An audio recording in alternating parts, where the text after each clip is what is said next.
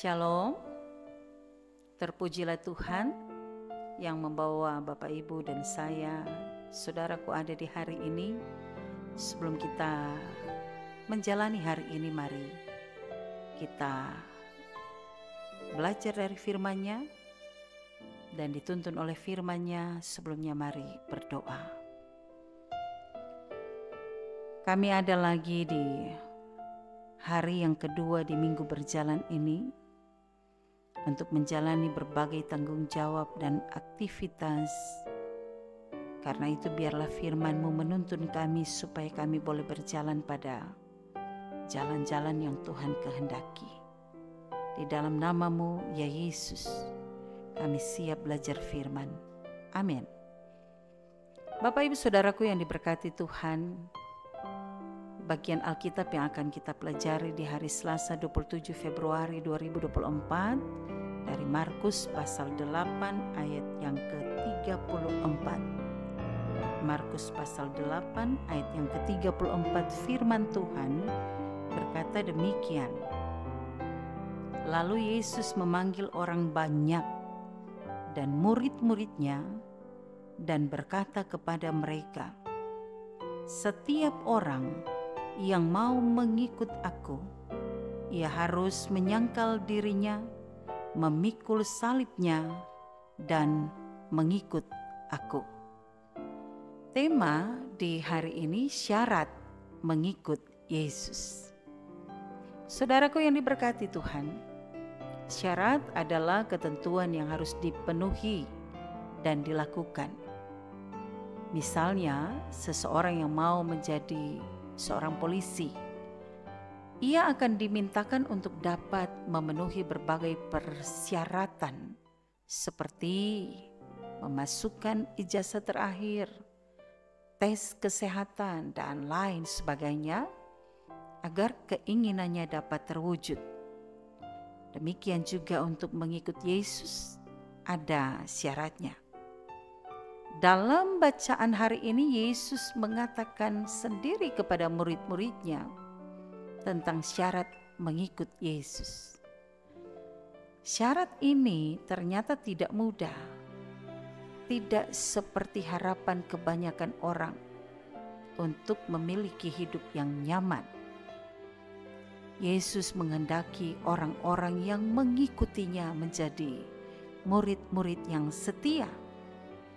Syarat-syarat yang disampaikan Yesus itu merupakan panggilan iman, tapi juga sekaligus tantangan yang menuntut kesungguhan dan penyerahan diri secara penuh. Syaratnya adalah setiap orang yang mengikut Yesus, ia harus menyangkal diri, memikul salib, dan mengikut Dia. Pertama, menyangkal diri artinya rela mengesampingkan keinginan dan kepentingan pribadi demi mengutamakan kepentingan Kristus. Yang kedua, saudaraku, memikul salib.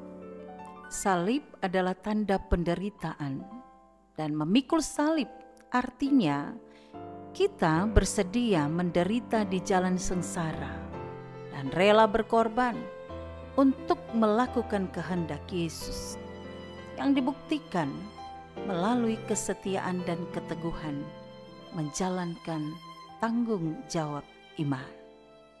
Yang ketiga, mengikut Yesus artinya mengikut dan mengiring Dia dengan setia sepanjang masa dan terus menaruh percaya kepada firman-Nya. Hal ini harus menjadi keputusan akhir, tidak boleh ditawar-menawar, apalagi hanya coba-coba bagi orang percaya. Nah, saudaraku yang diberkati Tuhan, sebagai keluarga Kristen kita memahami bahwa Yesus menginginkan kita menjadi murid-muridnya yang sejati, yang tidak hanya suka hidup dalam kenyamanan dunia ini sebagai tujuan atau sebagai zona nyaman, melainkan meneladani Dia, menyerahkan diri, menyerahkan sungguh-sungguh kehidupan kita kepadanya rela berkorban, dan tetap setia sampai mati. Sebab tujuan yang ditentukan Yesus bagi kita bukanlah sesuatu yang biasa saja, melainkan kehidupan sorga yang mulia, di mana nantinya kita hidup dalam keabadian bersama dengan Dia. Karena itu, kehidupan kita di dunia ini harus dilihat dan dinilai dalam terang kehidupan sorga itu. Pastikanlah bahwa apa yang kita perbuat selama di dunia membantu mengarahkan pandangan kita kepada kehidupan sorga, bukan sebaliknya. Sebab tidak ada jalan lain menuju sorga selain di dalam Dia, Kristus Yesus. Amin. Demikian saudaraku, firman Tuhan, mari berdoa.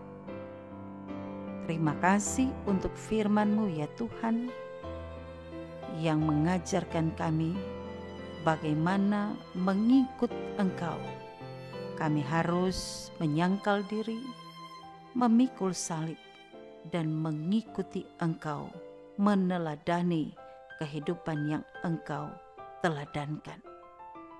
Maka biarlah firman ini tidak hanya sampai didengar, direnungkan, tapi sungguh-sungguh akan diberlakukan dalam perjalanan kehidupan beriman kami. Di dalam nama-Mu ya Yesus Penebus. Amin.